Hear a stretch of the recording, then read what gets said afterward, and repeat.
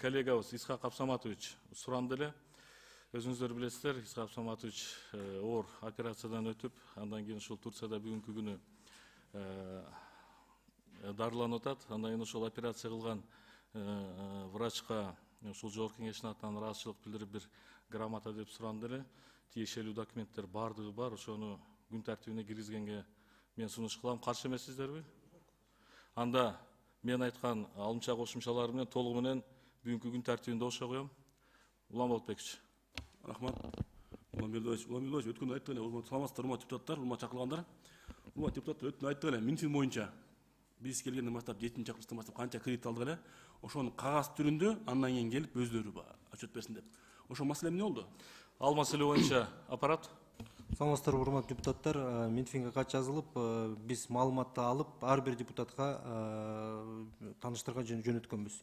Азыркы учурда тапшырма берсеңиздер эле, биз комитеттин күн тартибине киргизип иштейбиз. Улан Болотбекович, кайсы күнгө сунуш жасаңыз? Эмдиги жума келип, эмдиги жумага анда ошол Минфинден буга чейин көтөрүлгөн маселе канча кредит грант алганбыз, мына жылдын башынан баштап, биздин жаңы чакырылыш келгенден баштап. Болду. Ошону кийинки күн тартибине комитеттин отурумуна тиешелүү кагаздарды даярлагыңыздар.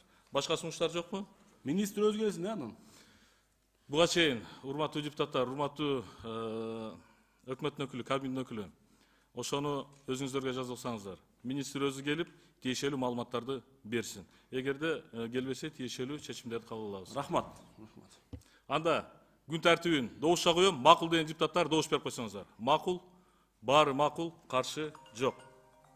Рахмат. Анда урматтуу депутаттар, күн тартибинде биринчи маселе 2022 жылдын 9 декабрында Бишкек шаарына кол коюлган, 2014 жылдын 2 майында Евразия экономикалык бирлиги жөнүндө келишимге кызматтарды электрондук формада көрсөтүү, кыйыр салыктарды алуу тартибин аныктоо бөлүгүндө өзгөртүүлөрдү киргизүү жөнүндө Кыргыз Республикасы мыйзам долбоору биринчи окууга киргизилет. Регламент жол берет, урматтуу депутаттар, тиешелүү 6 фракциянын чечимдери бар экен, аталган мыйзам долбоорун 3 окууда кабыл алып берүүнү суранып атышат. Баяндамачы экономика жана коммерция министринин орун басары Асылкулов Искендер Эсенгелдиевич. Келиңиз, баяндама жасаңыз.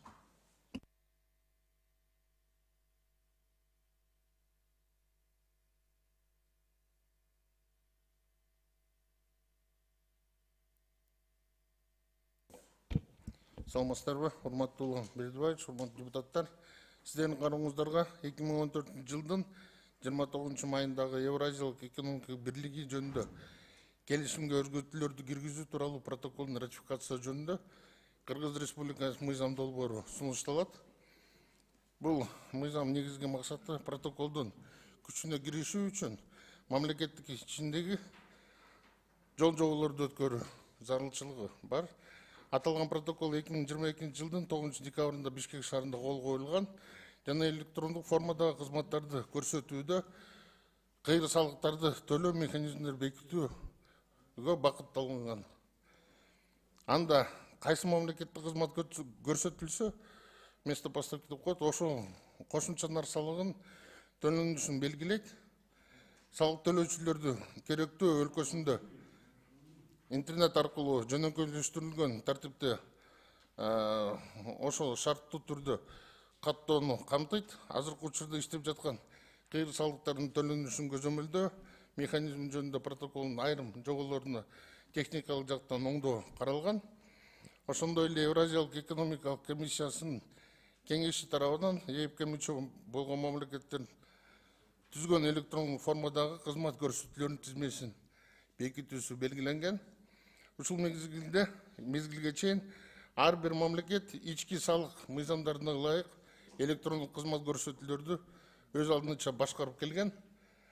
Белгилей кетсек, Кыргыз Республикасында электрондук кызмат көрсөтүүлөргө салык төлөө ченемдери 2022 жылдан тартып салык кодекси менен киргизилген. Ага ылайык Google, Facebook, Яндекс жана башка ушул сыяктуу чет өлкөлүк компаниялар салык кызматынын ачык расмий веб-сайтында жайгаштырылган маалыматтык ресурс аркылуу салыктык каттоону жүргүзүшөт жана квартал сайын отчетторду аралыктан тапшырып жана алынган кирешеден 12% өлчөмүндө кошумча салыгын төлөп жүрүшөт. маалымат катары айтып кетейин. Азыркы учурда 48 компания ошондой каттоодон өткөн. Анан былтыркы жылдан баштап 1 сентябрга карата 410 миллион сом төлөнгөн да. Ушундай удален. Ушуга байланыштуу бул протокол төлөөчүлөр үчүн кандайдыр бир кошумча жүктөмдөргө алып келбейт. Ушуга байланыштуу урматтуу депутаттар, сунушталган мыйзам долбоорун 3 окууда колдоо бериңиздерди суранам. Регламентке ылайык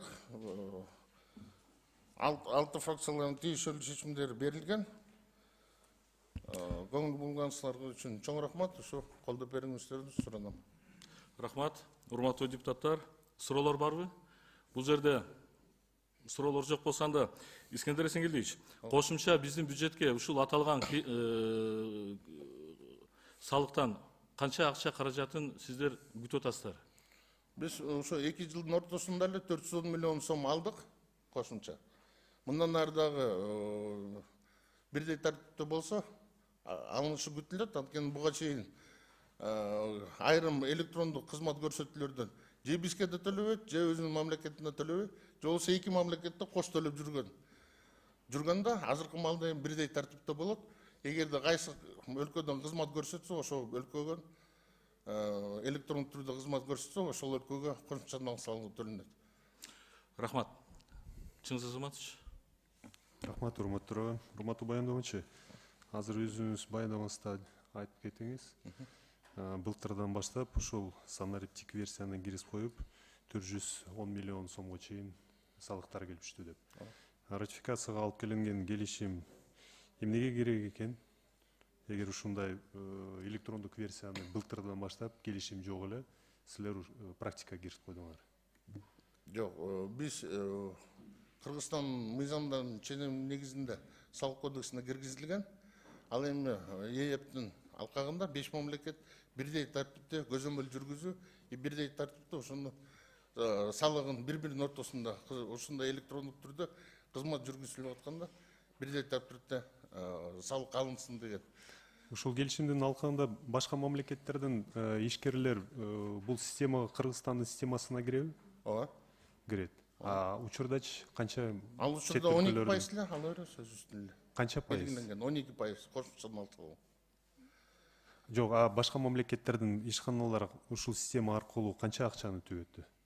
Ошон эле 12% эле төбөт. Мисалы үчүн, үчүнчү мамлекет. Канча фирмалар бар? Канча фирмалар? Башка мамлекеттердин фирмаларынын саны канча? Башка 48 компания бар. Бул Кыргызстандын. Жок, бул чет өлкөлүк компаниялар Кыргызстанга электрондук түрдө кызмат көрсөтүп аткандар. Бажы кызматтын системасы ушул бул келишимдин алкагында киреби? Жок, буга тийишес болбойт. Жалаан салыктар менен. Да, бул жалаан салык, бул удаленный регистрация болот. Анан кийин интернет аркылуу регистрация болуп, аны төлөп турат. Буга чейин деле кызмат көрсөтүп жүргөн, бирок салыгын төлөбөй эле жүргөн да. Рахмат. Нуржит Кадырбекович. Assalamu alaikum. Siz дагы бир тактап коюңузчу. 48 чет өлкөлүк компаниялар Кыргызстанга электрондук кызмат көрсөтүп жүргөндөр. Буга чейин алып төлөгөн эмес, мындан ары төлөйт. Эми ошолорду 48ден бир 4-5 айтыңызчы. Facebook арасында барбы? Бар. Дагы кайсылар? Facebook, Google, Яндекс. Дагы? Мына салык кызматы турат, баарын айтып берет болуш керек, тизмеси. Бир 4-5 эмес, бир 10ду айтыңыздарчы, биз билели. Эмне деген кызматы бар? Саламатсыздарбы?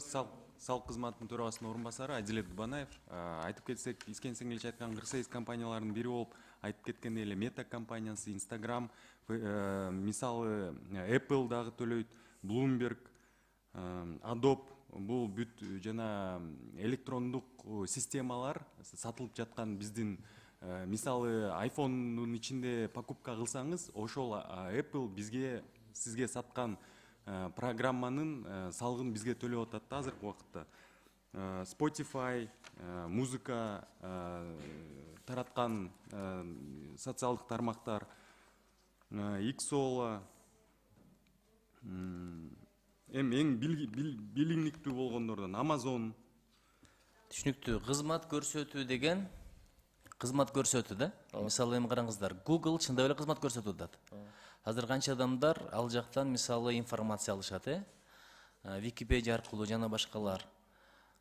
Буга чейин башка өлкөлөрдө ушундай практика барбы, урматтуу салык кызматынын өкүлү? Ушул компаниялардан салык алган. Ооба, биз биринчиден болуп киргизген жокпуз. Мындай салык Россия Федерациясында да бар, Казакстан өлкөсүндө да бар. Бүт эле биздин кошуна мамлекеттердин баарында бар. Биз да ошону мурунку жылы киргизгенбиз салык кодексине. Мурунку жылы аз эле компания баштаган регистрация болуп, быйыл уже айдан айга көбүрөөк болуп компаниялар каттоодон өтүп атат. КМШ мамлекеттерин мейли, бизде эми түшүнүктүү да. Батыш мамлекеттеринде, чыгыш мамлекеттеринде, либералдык экономикасы бар мамлекеттерде мисалы кандай карап атышат буга? Айтып атасыз, Instagram, Facebook, Google ушулардын баарынан налог алынат экен да. Ал жакта практикаларда барбы, мисалдар барбы? Башка Европа, Япония өлкөлөрүндө сиз айткандай ушундай эле салык алынат. Бул налог на Google деген бүт өлкөлөрдүн баарында эле бар да, өнүккөн өлкөлөрдүн баарында. Эми баягы азыр Facebook колдонуучулар, Instagram колдонуучулар ойлоп калбасын да, налог салса тигилер демарш кылып анан жаап койсо биздин баракчыларыбыз кантет деген ойлор келет да. Андай болбойбу? Жок, уже 1 жылдан бери төлөп атышат, иштеп атат, уже элдин баары эле көнүп калган. Ошону эми тарис деп коелу деп атасыңар да, туура, мыйзамдаштырып. Анда азыркы менин коллегам туура жооп бериптир. Буга чейин де факто кылып келатсаңар, де юре эмне үчүн кеч калтырып атасыңар деген суроо. Жок, бул мындай Нуржигит Кыдырбекович. Биздин салык кодексинде, мыйзамдарда көрсөтүлгөн. Эми ээп алкалыгында 5 мамлекеттин ортосунда бирдей тартипте болсун деп ошого келишимге кол коюлуп, эми ошону мыйзам түрүндө бекитиш керек болуп атат. Бул 5 мамлекет ортосунда. Унификация. Түшүндүрүктүү. Чоң рахмат. Рахмат, урматтуу депутаттар. Суроолор жок болсо анда аталган маселени добушка коем. Жогоруда айтылгандай, аталган маселе 3 окууда суранып атышат. Тиешелүү 6 фракциянын чечимдери бар. Макул деген депутаттар добуш берип койсоңуздар. Макул. Баары макул, каршы жок. Рахмат, Искендер Сеңгелдиевич. Урматтуу депутаттар, күн тартибиндеги экинчи маселеге өтөбүз. 2022 жылдын 14 октябрында Астана шаарына кол коюлган 1995 жылдын 26 майындагы көз карандысыз мамлекеттердин шериктештигинин адам укуктары жана негизги эркиндиктери жөнүндө конвенцияга өзгөртүү киргизүү тууралуу протоколду ратификациялоо жөнүндө Кыргыз Республикасынын мыйзам долбоору биринчи окууга киргизилет. Демилгечи министрлер кабинети баяндамачы тышкы иштер министринин орун басары Имангазиев Алмаз Кулбекович, баяндама үчүн сөз сизге берилет. Урматтуу Улан Бердибаевич, урматтуу депутаттар, саламатсыздарбы? Силердин карооңуздарга көз карандысыз мамлекеттердин шериктештигинин адам укуктары жана негизи эркиндиктери жөнүндө конвенциясына өзгөртүүлөрдү киргизүү тууралуу протоколдук ратификациялоо жөнүндө Кыргыз Республикасынын мыйзам долбоорун киргизүүдөбүз. Эң негизги мазмуну протоколдун бул конвенцияны жана комиссиянын жөнүндө жобонун бөлүштүрүүгө багытталган. Экинчисинен, ошондой эле протокол конвенция менен жобонун ортосунда юридикалык байланышты жокко чыгарат. Бул өз кезегинде конвенциянын катышуучусу болбогон шериктештик өлкөлөрүнө бул жобонун жаңы редакциясына кошулууга жана ишине катышууга мүмкүндүк түзөт. Мына айткандай техникалык өзгөртүүлөр киргизүүдө. Ошого байланыштуу урматтуу Улан Бердибаевич, урматтуу депутаттар, бул мыйзам долбоорун колдоп бергенге суранам. Чоң рахмат. Рахмат, урматтуу депутаттар. Суроолор барбы? Чыңгыз Азаматович. Рахмат, урматтуу баяндамачы министрдин орун басары, айтсаңыз. Ушул протокол 2022 жылы түзүлгөн, туурабы? Канча мамлекеттер кол койду? КМШ мамлекеттердин мүчөлөрү канча?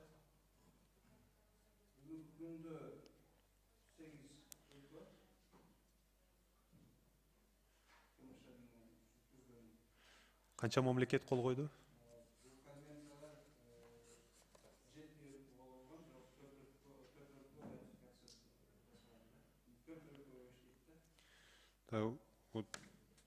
Азыр бизге берилген кагаздар негизинде, эгер карасак, баш тарткан мамлекеттер бул 3 мамлекет. 2 мамлекет кол койгон жок, 3 мамлекет кол койгон жок. Эмне себептен?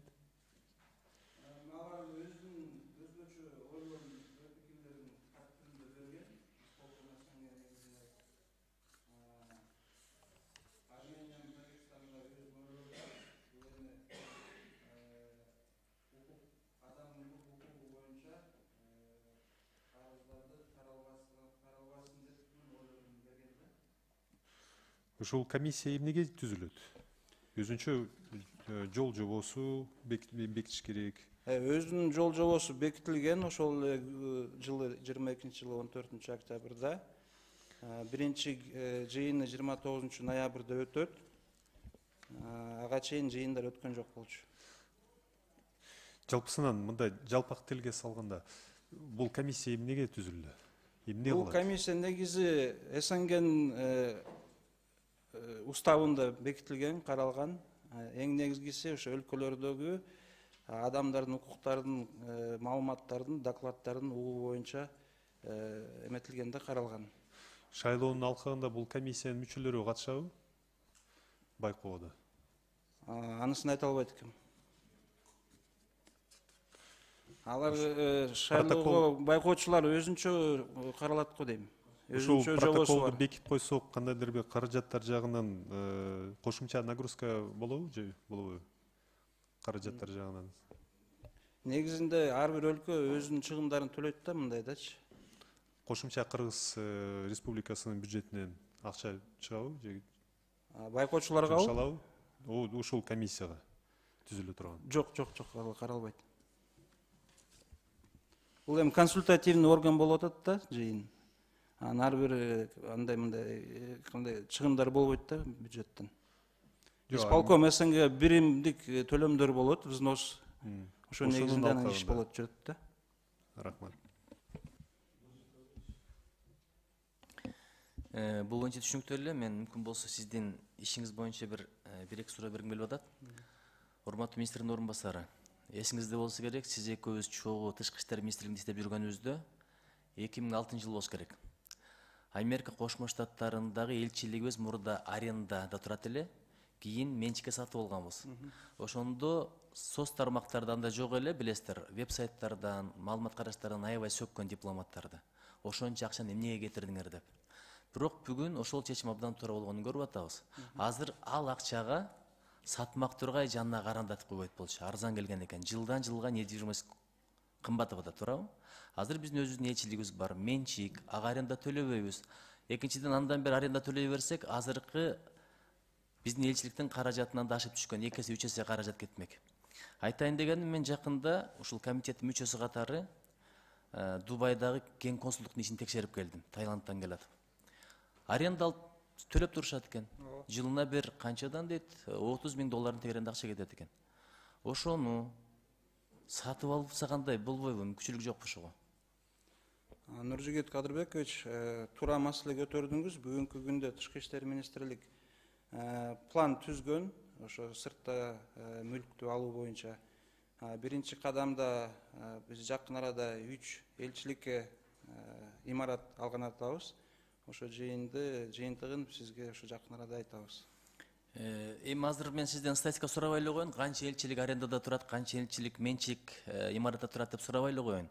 Бирок Дубайды билесиз, абдан кымбат. Жылдан жылга жашоонун динамикасы өнүгүп баратат. Ал жака келген мигранттарды көрүп атасыз. Шаар укмуш тездик менен кеңейип баратат. Бул деген сөз кыймылсыз мүлк дагы кымбаттайт, аренда дагы кымбаттайт. Азыр жылына 30 миңден төлөсөк, келечекте 50 миң, 60 миң ошентип отуруп жөн эле талага кетет да акчалар. Каражатты таап туруп, керекпи биз деле көтөрөлү демилгени. Анан мен айтат элем өкмөткө деле баягы кустургандардан түшкөн акчадан керек да. Анткени азыр 3651 адам консулдук каттоодо турат экен. Бирок фактически 8-9 миң адам Кыргызстандан ошол жакта бар экен. Дагы да көбөйүп атат. Экинчиси болсо, Бишкек менен салыштырганда бир Аламидин бирдей туңгучтай жерде экен биздин ген консулдугубуз. Центр жака алып келиш керек да. Биздин ген консулдук турган жерге транспорт келбейт экен, ал жакта же бир метро жок экен. Ошондой эле четте экен, аябай пробка болот экен. Баягы аэропорттун жанында эле экен, центри таптакыр башка жакта экен. Ушул жагында караса болобу? Эгер ала турган болсок, ар жагынан биздин жарандар жашап аткан, иштеп аткан жактан. Эске алабыз, сөзсүз. Ушуну бир карасаңыздар, анализдеп мага бир маалымат жөнөтүңүздөрчү. Канча элчилик арендада турат, жылына канчадан төлөйт? Ошону балким мына бюджетти жакында карайбыз. Биздин элчилик, биз эгемендүү түбөлүк болобуз деген ниетибиз бар. Ошого аракет кылып атабыз. Эгер бир 10 жылдан кийин жабабыз деген ниет болсо, аренда кыла берсек болот. Ал жакта элчилик да түбөлүк болот да. Ошон үчүн өзүн сыйлаган мамлекеттерине Өзбекстан дайыма сатып алат, Казакстан дайыма сатып алат. Ошол сыяктуу биз да сатып алалы. Азыр бизди урушкан менен келечектен рахмат айтышат. Анткени биздин өзүбүздүн менчик болот бул бир. Экинчиден аренда түгел эле бул эле деп чыгаша кетпейт. Үчүнчүдөн ээси келип кет дегенде кетем деп коркуу сезими жок болот эле да. Макулсузбу ушуга? Макул. Чоң рахмат. Рахмат, Лейла Хиянна. Рахмат Алмаз Кулбекович, у меня вопрос по данному проекту закона. Здесь вот у нас комиссию, представителем комиссии по правам человека СНГ от Кыргызской республики является омбудсмен. А почему по данному проекту нет согласования с омбудсменом?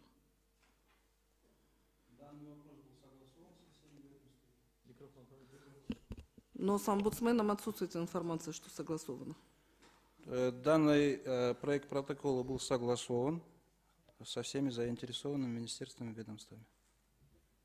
Да, есть информация Генеральной прокуратуры, Верховного суда, но отсутствует информация с омбудсменом, то, что согласовано. Давайте тогда я уточню этот момент и сообщу вам. Рысбек Исламович. Чоң рахмат, Улан Бердібайевич. Мен Алмаз Кулбекович, биздин кесиптеш Нуржигит Кадырбековичтин сөзүнө да кошуп кетейинчи. Бизде ген консулдарда шоферлор барбы?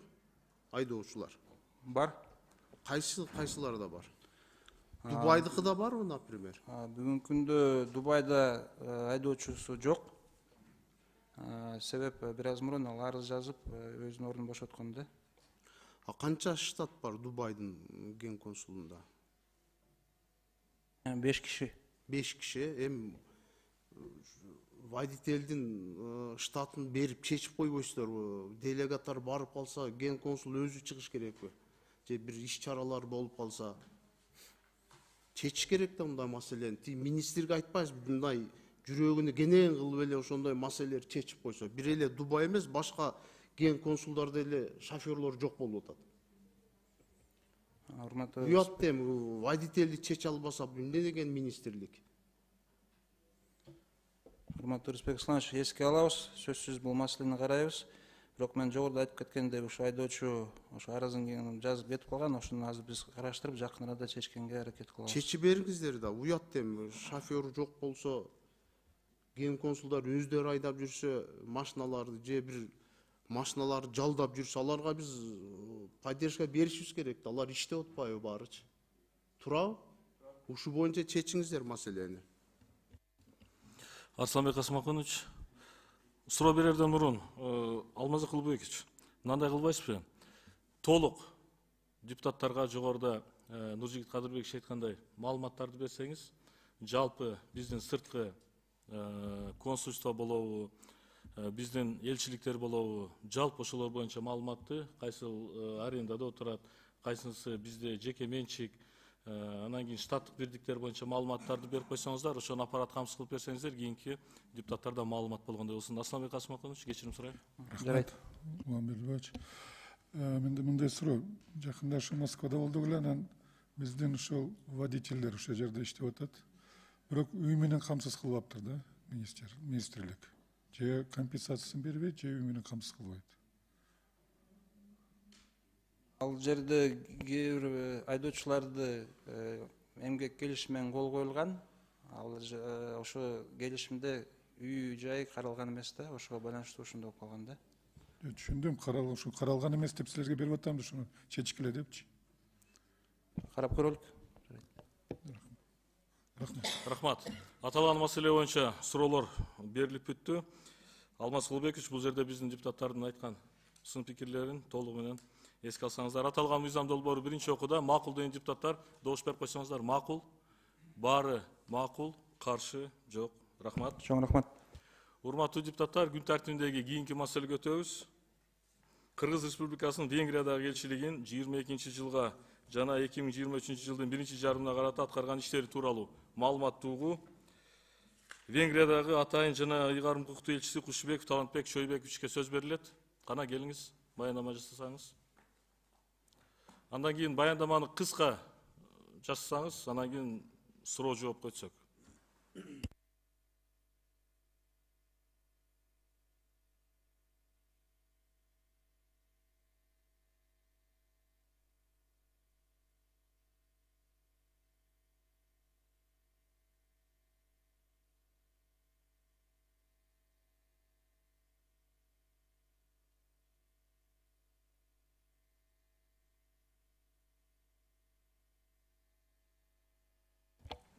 Саламатсыздарбы, урматтуу депутаттар.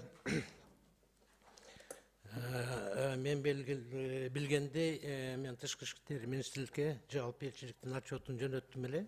Регламентке жараша сиздерде бар болушу мүмкүн деп эсептейм. Ошого байланыштуу кыскача эле жалпы маалымат бергенге уруксат этиңиздер. Жалпысынан айтканда, биздин элчилигибиз Мажарстанда 2001 жылы күзүндө октябрь айында ачылган. Ал өлкө министрлеринин арасында келишимге жараша Мажарстандын элчилиги болсо бизде ошол эле жылдын башында май айларында ачылган. Мен өзүм элчи катары 2022 жылдын январь айында барып калдым. Президенттин жарлыгы болсо декабрь айында чыккан, 23 декабрда. Ошо менен айтканда, Мажарстанда иштегениме жалпысынан 1 жыл 9 ай болду. Ошол 1 жыл 9 айдын ичинен бир 2 айын жакшы иштеше албай жүрдүк, себеби как раз коронавирус заманында барып калыптырбыз. Бүттүк мекемелер жабык болуп, өзүм ишенимдүү грамотамда 2,5 айдан кийин соң сорго тапшырганга үлгүрдүм. Ошодон баштап, анан кийин расмий катары, элчи катары ишимди алып баштадым.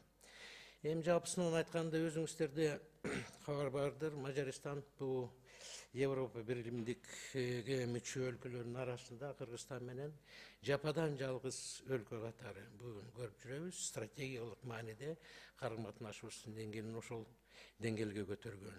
Аны ачык айтып кетиш керек. Ушу 2018 жылы Мажарстандын премьер-министри Орбан мырза Кыргызстанга келип, экинчи дүйнөлүк көчмөн оюндарга катышып, ошол эле мезгилде Орто Азия түрк өлкөлөрүнүн Чолпон Атада баягы жолугушуна катышып, абдан таасир алган окшойт. Ошодон кийин кандай бир жаңы доор ачылды десем жаңылбайм. Ошол мезгилден баштап арабыздагы карым-катнаш өтө жакшы темп менен мындай эч кандай бир маселесиз өнүгө баштаган ачык биз үчүн болуп калды. Мына бүгүнкү күнгө мындай тарыхты карап көрсөм, эң жогорку деңгээлде ошо президенттерибиз, биздин эле президентибиздер 4 расмий сапар жашаган экен бияка. Парламенттин башчысы да бир 6 сапар жасаган экен ошол мезгилдин ичинде. Эми акыркы өзүмдүн отчетум ушу 2022 же 2023 жылга байланыштуу болгондон кийин ошого көбүрөөк токтолуп кетейин.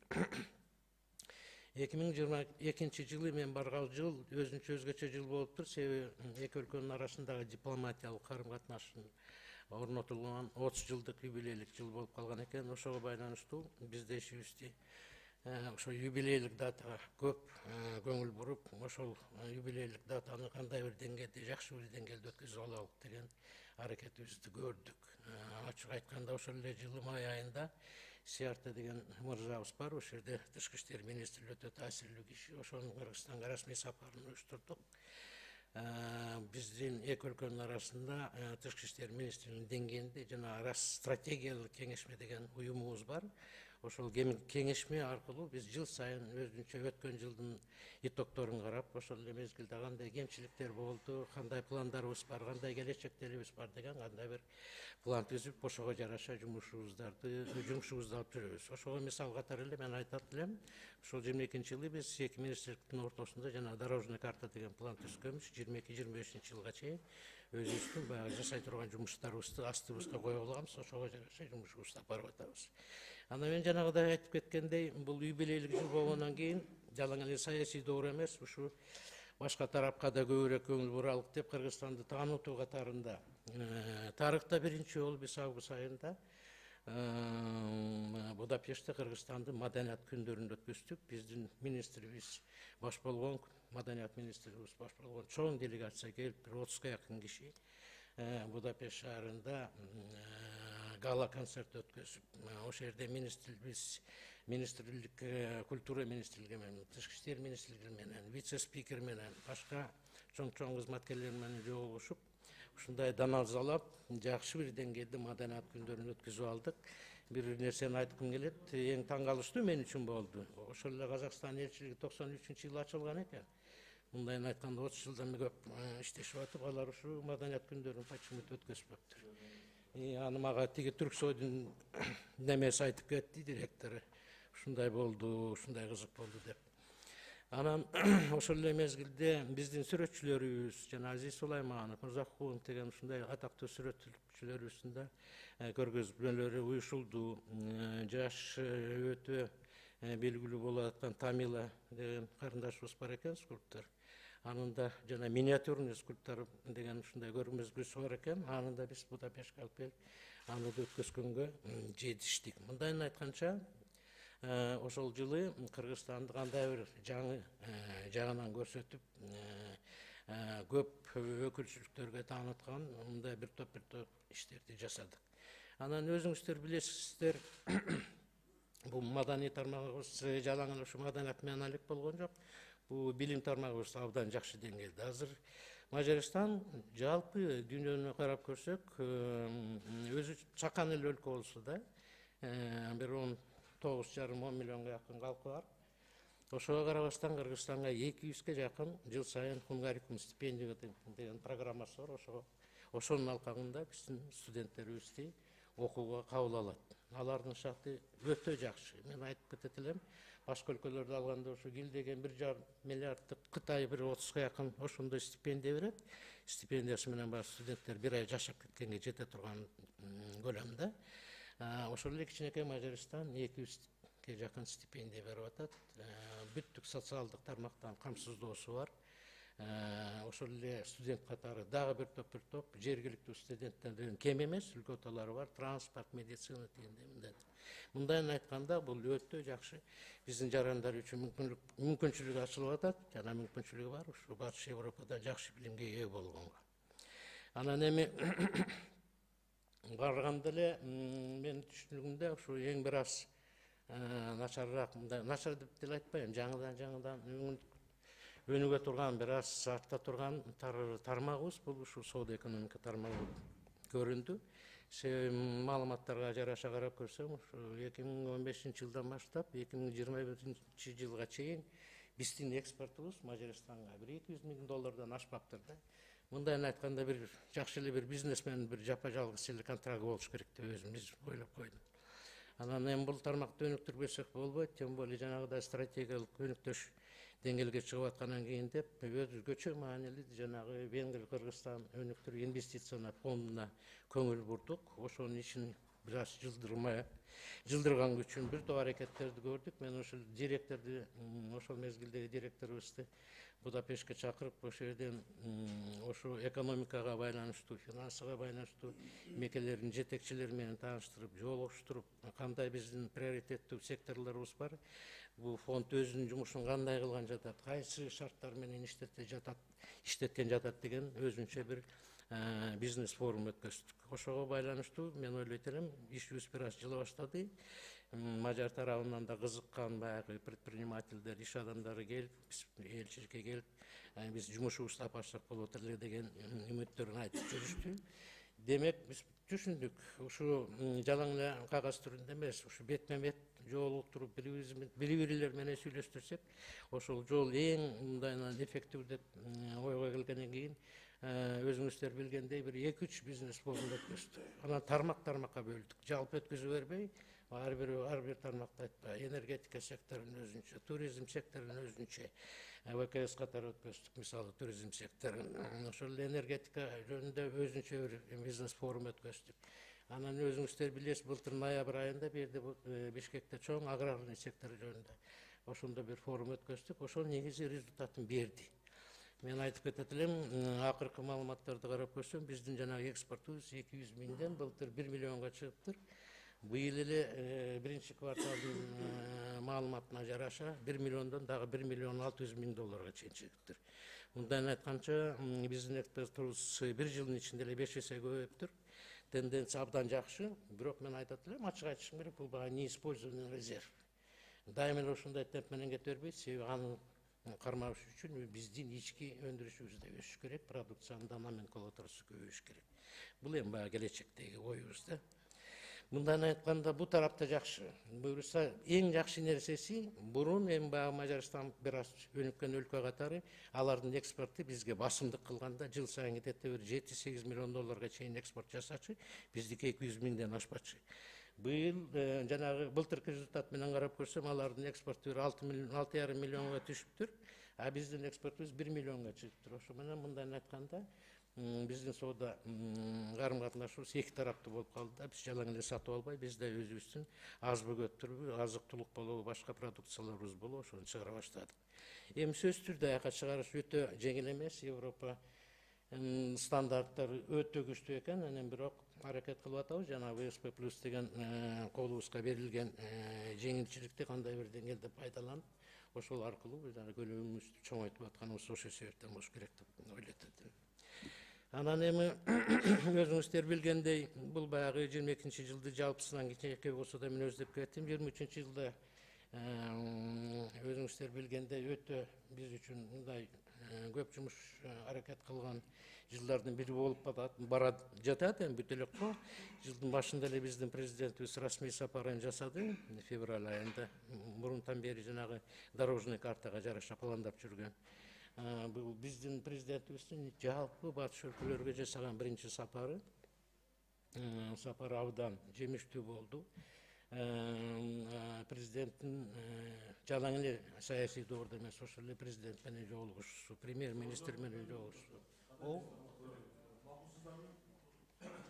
Урматтуу депутаттар, маалымат буга чейин таркатылган. Урматтуу элчи мырза, суроо жооп көтсөк макулсуздар, урматтуу коллегалар? Анда урматтуу коллегалар, мына элчи мырзага суроо кимиңиздерде бар?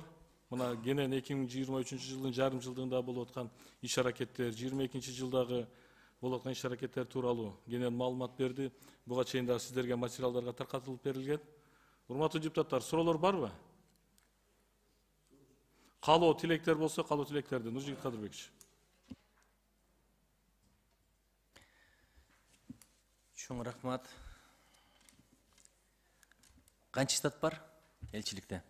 Менде 5 кишим бар. 5 киши. Бизге караганда Венгрияда жашоо бир топ кымбат, Ошого акчаңар жетип атабы, айлыгыңар? Жетип атат десем. Эми Кыргызстандагы деле акыбалда туурабы? Бизде деле айлык жетип жетпеген сыяктуу. Себеби менин кабарым боюнча, эми бизди го тууган тушкан эл журтка кайрыла калабыз. Ал жакта кээде ойлоном да, биздин дипломаттар эсимде бар, 90-жылдары айрым дипломаттарыбыз Америкада айлыктары жетпей, түндөсү идиш жууп иштегендер болгон. Эми бул айтылбай жүргөн маселе. Ошондой акыбал жокпу? Жок, андай акыбал жок. 90-жылдары мен маалымат катары берип кетишим керек. Ошол мезгилде мен министрдин биринчи орун басары катары иштеп жүргөм. Ал себеп неден болгон? Биз баягы финансирование сом менен болот да. Анан баягы фиксированный курс коюп койбуз. А ошол жолу баягы мировой кризис болуп туруп, биздин сомдун көлөмү 40%га түшүп кеткен. Ошондо мындай акыбалга түшкөнбүз да. Минфин бир жагынан толук түрдө сомду которуп берип атат МИДке, а биз которгондо почти 40%га доллар часть түшүп калган да. Валютаны алмаштыргандан утулган экенбиз да. Ошого келгенбиз. Азыр эми экинчиси айтып атпайсызбы, азыр мурда 200 миңден ашпайт эле соода жүгүртүүдө биздин үлүшүбүз азыр миллионго чыкты. Тигилерге 7 миллиондон 6,5 миллионго азайды деп. Эмне үчүн алардыкы азайды? Себеби алар мен мындай карап көрсөм, жанагы банковский секторго жана аппараттарды абдан коюшкан экен бир жылдары. Ошону көлөйгөн болуп, рынок насыщение болуп, заказ уже азайган да, ошого байланыштуу. А жалпы бир деңгээлде бизге жөнөтүп аткан товарлардын бирден бири бул дары-дармек. Рихтер деген өтө белгилүү компаниясы бар, ошолдон дайым алып турабыз. Анан электробытовый товарлар бар экен. Эми булар баягы өзүбүздүн бир жерде муктаждыкка жарашы болот экен да. Чоң рахмат. Анан биздин соода жүгүртүүбүз эмне себебинен көбөйдү? Биздин ал жака экспортубуз айтып атпайсызбы, миллион долларга чыкты деп. Кайсыл продукциялар? Айыл чарба продукциясыбы же швеябы? Ишкерлерге шарт түзүп берсең, кандай бир деңе, алар жолдорун табат экен. Мен өзүм да таң калдым, ачык айтыш керек.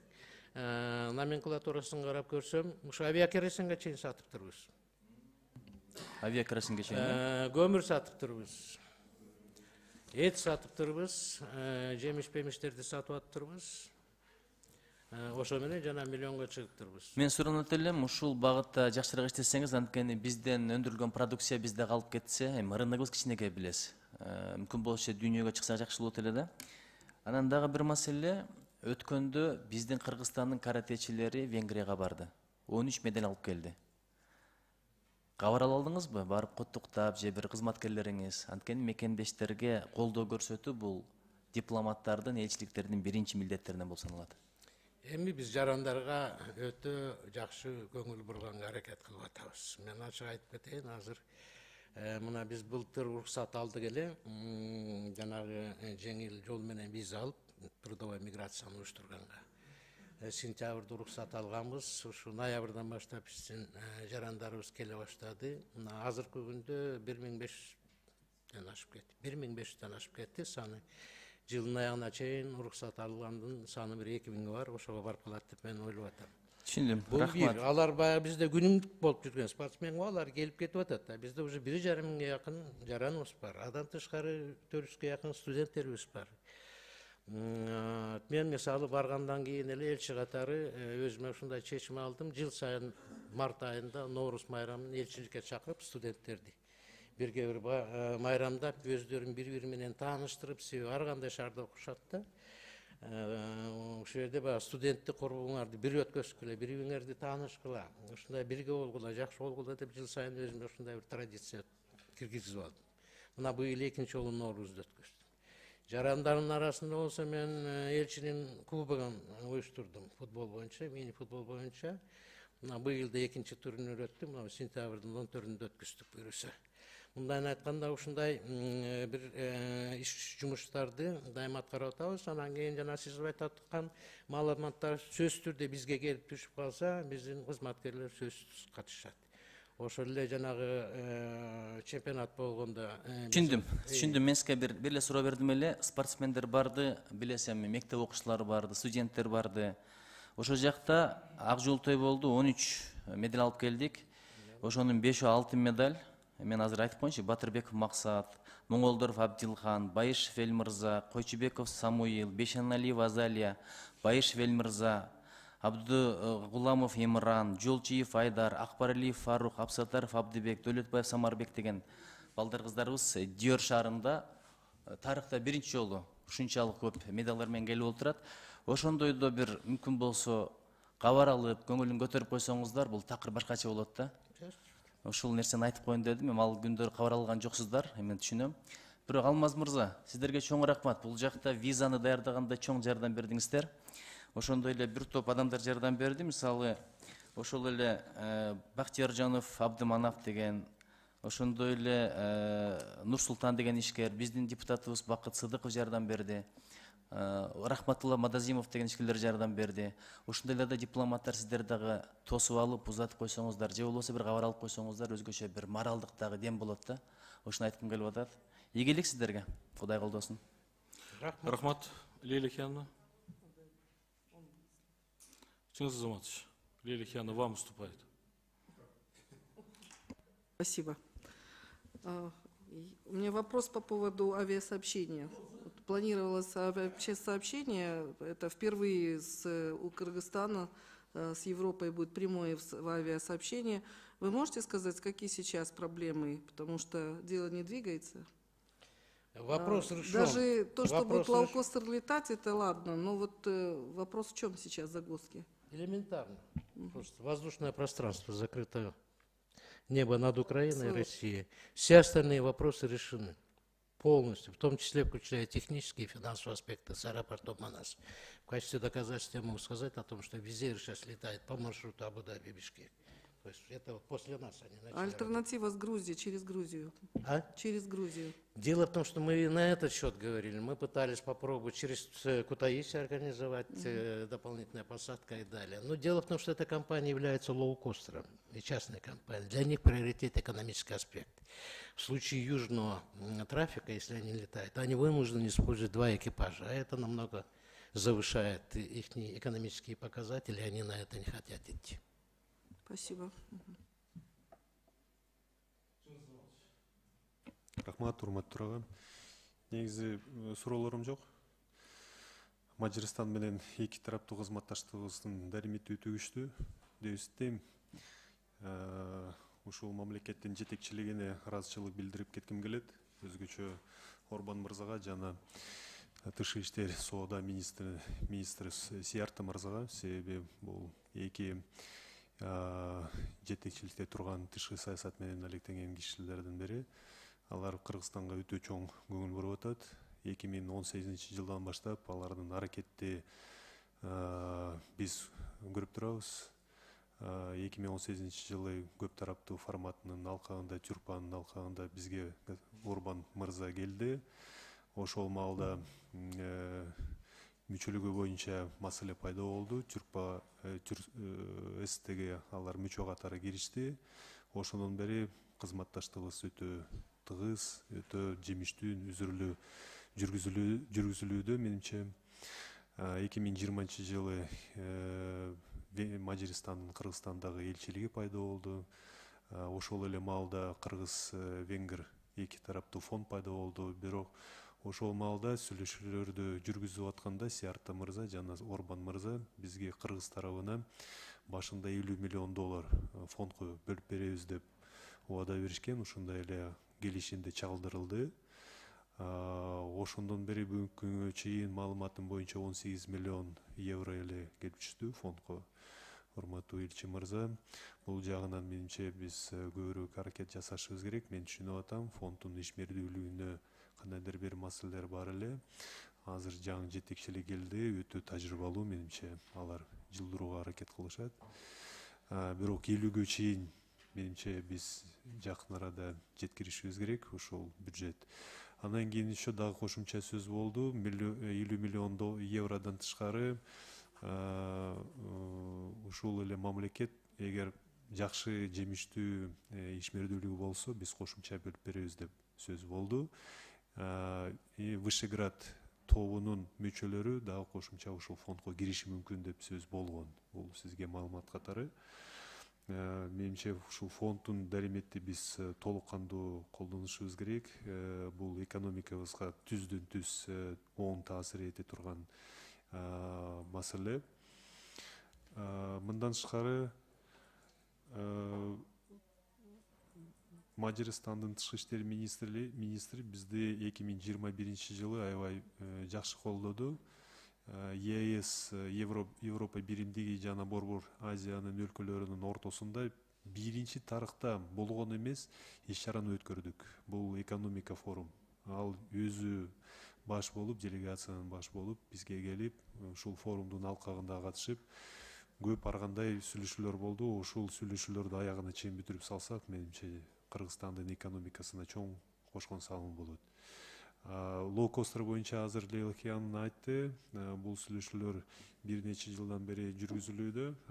Жакын арада жакшы мындай биз түшүнүп атабыз, объективдүү кээ бир тоскоолдуктар, бирок башталат деп биз ишенебиз. Себеби бул кандайдыр бир батыш өлкөлөргө өзүнчө терезе болот. Ушул терезе аркылуу Мажарстан аркылуу биздин жарандарыбыз, экономика, соода маселелер жылга баштайт. Ишкерлерибиз бул мамлекет аркылуу башка мамлекеттерге өндүрүлгөн продукциябызды киргизе баштайт. Учактар менен ушуну колдонулуп. Жана студенттерге менимче өзүнчө Мажарстан, Венгрия тарабы бизге өзүнчө жакшы шарттар түзүштү. Квота боюнча дагы көбүрөөк болот деп бизге убада болгон. 150 орунга чейин бизге беришти. Жакын арада дагы менимче 200 чейин болот деп. 200 болду. Жакшы болду. Бул деле кандайдыр бир эки мамлекеттин ортосунда көпүрөлөр. Аябай маанилүү. Ушул фонд боюнча менин сунушум көбүрөөк биз көңүл бурушубуз керек. Жалпысынан элчи мырза, сизге ишиңизге ийгиликтерди каалайбыз. Бул мамлекет Кыргызстан үчүн ар кайсы тарабынан өтө жакын мамлекет. Өзгөчө тарых жана маданий жагынан алар бизге көңүл буруп атат.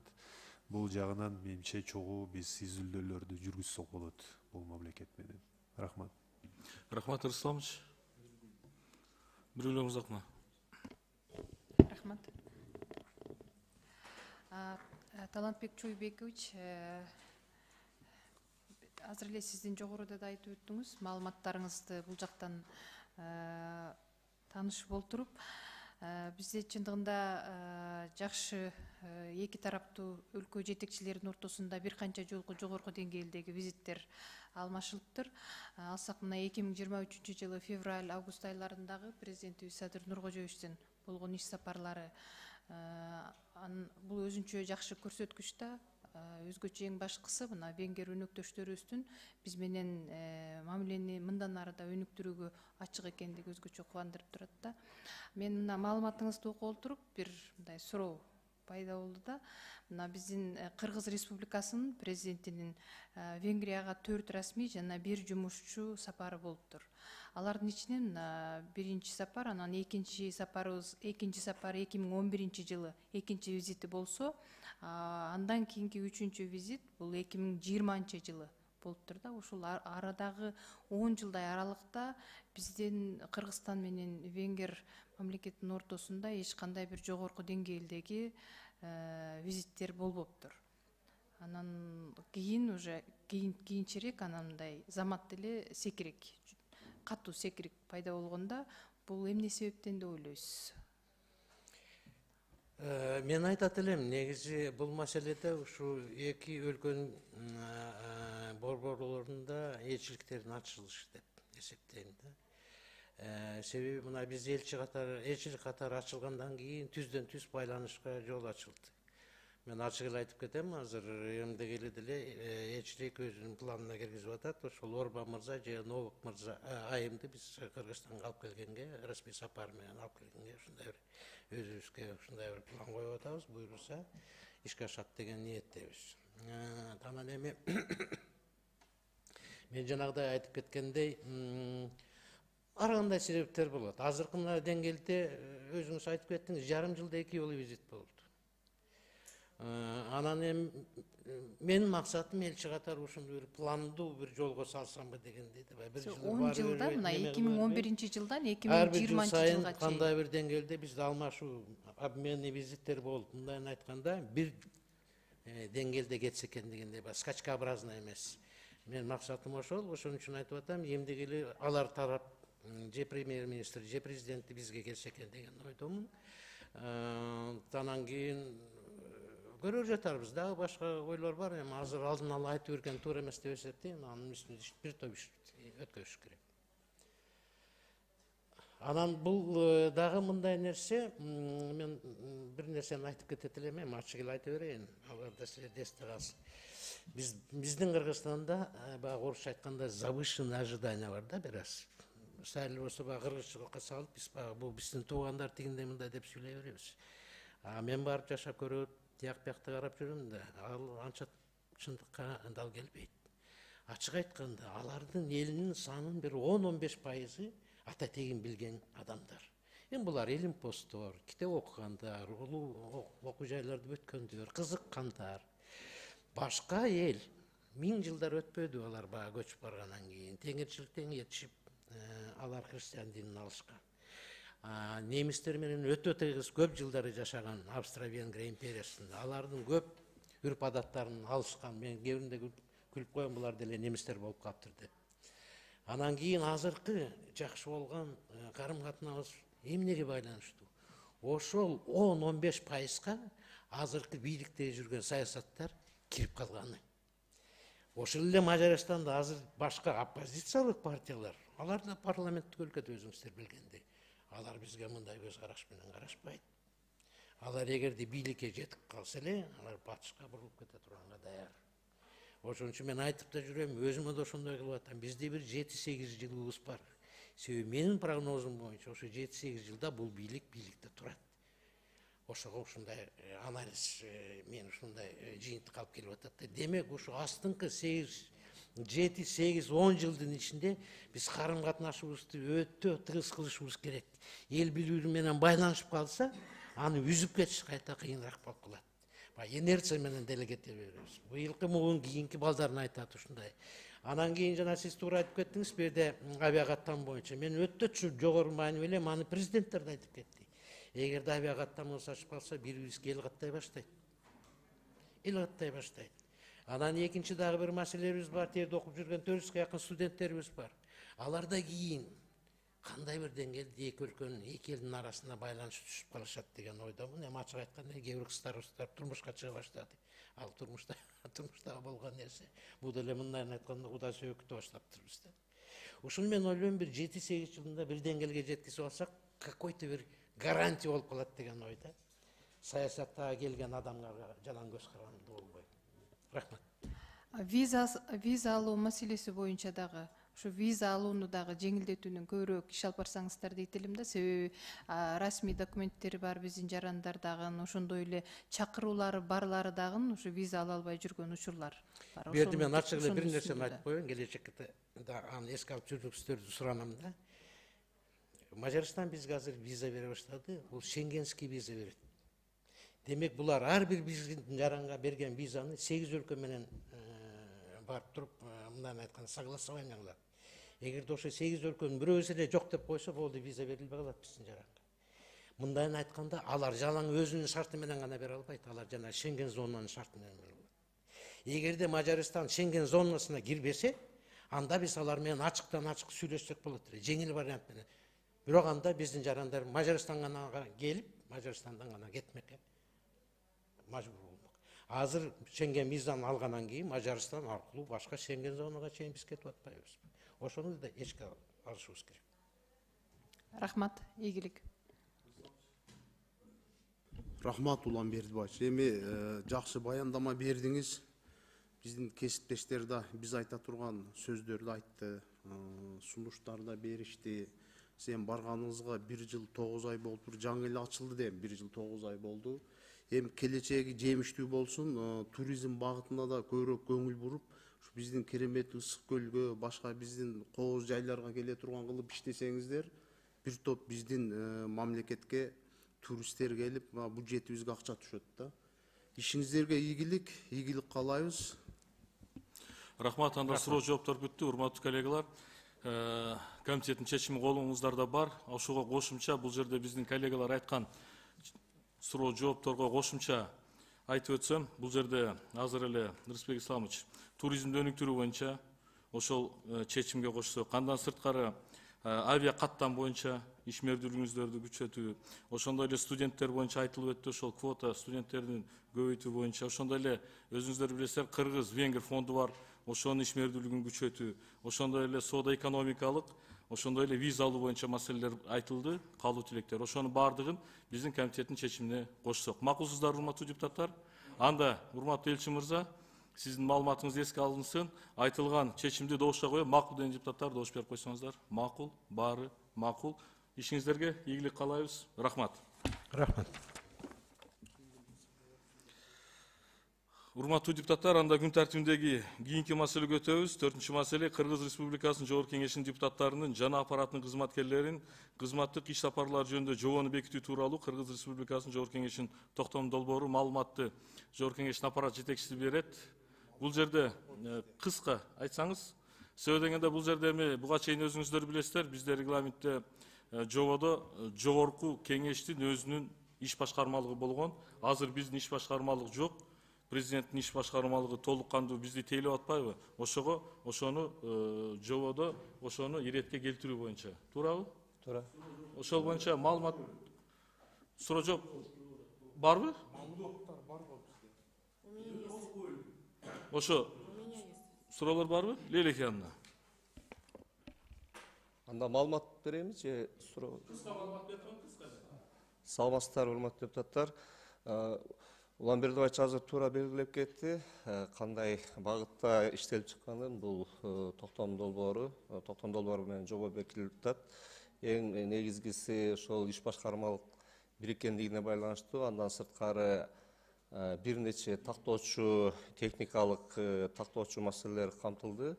Андан сырткары азыр ушу Кыргызстан боюнча иш сапарларда 1,5 миң сом жанагы батир гостиничный каралган, ошонун суммасы дагы көтөрүлүп атат 2,5 миң сомго. Ушул 3 негизги маселе камтылган да. Лейла Хановна, сизге суроо беришин. У меня вопрос такой, значит, по регламенту вообще статья 3, часть 3, статья 147 определено, что выезд депутатов в страны ближнего и дальнего зарубежья в соответствии с международными договорами, соглашениями, программами на основании приглашения осуществляется по решению профильного комитета согласно распоряжению ТОРАГа. А здесь вот сейчас дают то, что, значит, согласование не обязательно с профильным комитетом. У меня такое предложение, если не согласовывать, то хотя бы можно довести до информацию, вообще до сведения, кто, куда, что. Например, аналогичный случай на моем примере. Приходит именное приглашение от международной, значит, ну, допустим, там, даже из стран СНГ.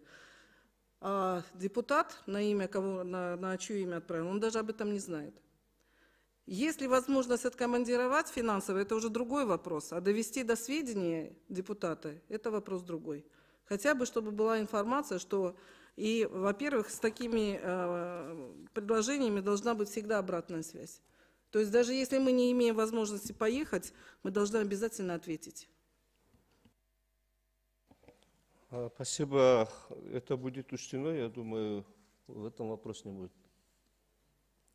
Потому что это, ну, даже просто не дипломатично. Мы все-таки парламент, мы должны отвечать. Даже если мы не едем, мы должны просто по какой причине поблагодарить за приглашение, ответить и указать причину, почему мы не сможем. Элементарно просто. Спасибо. Аппарат ушуну токтом долбоорун иштеп атканда Лейла Хановнун сунушун эске алсаңыздар. Анда урматтуу депутаттар, аталган токтом долбоорун добушка коеюн. Чыңгыз Азаматович. Рахмат.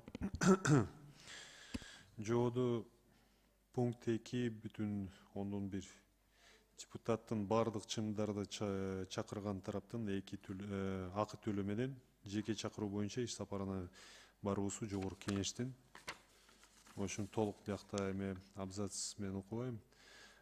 Турган резолюциясы негизинде. Кайсы резолюциясы негизинде? Эгер бүт төлөмдөр башка тарап жап койсо, кандай резолюция болуш керек? Урматчыңыз Азаматович, андан нары дагы жазылган резолюциядан кийин тескеме чыгат депчи. Себеби жогорку кеңештин регламенти жөнүндө мыйзамда так жазылган да. Ар бир кызматтык иш сапар төраган тескемеси менен жоболонуштурат депчи. Ошондуктан ушул эле сиз айткандын кийинки пункттарында резолюция түшкөндөн кийин милдеттүү түрдө биз жогорку кеңештин аппараты тиешелүү бөлүмдөр менен биргеликте төраган тескемесин даярдайбыз. Төраган тескемеси чыкканда гана жогорку кеңештин депутаты иш сапарга чыкканга мүмкүнчүлүк жаралат. Ал жерде себеби регламентте бөлүп жазган эмес да, мисалы башка тарап каржылап берсе тескемеси жок чыгып кетет деген норма жок да, ошондуктан бардык иш сапарлар тескеме менен жүйөлүштүрөт да.